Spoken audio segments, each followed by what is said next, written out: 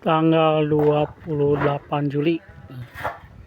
Tanggal 28 Juli solokannya udah ditutup. Udah ditutup sampai situ sama Mang Ade.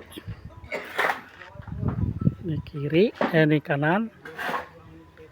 Ini yang kiri belum. Lagi dibongkar tuh yang kiri. Yang jelek-jeleknya aja katanya. Yang bagus mah enggak. Alhamdulillahirabbil alamin.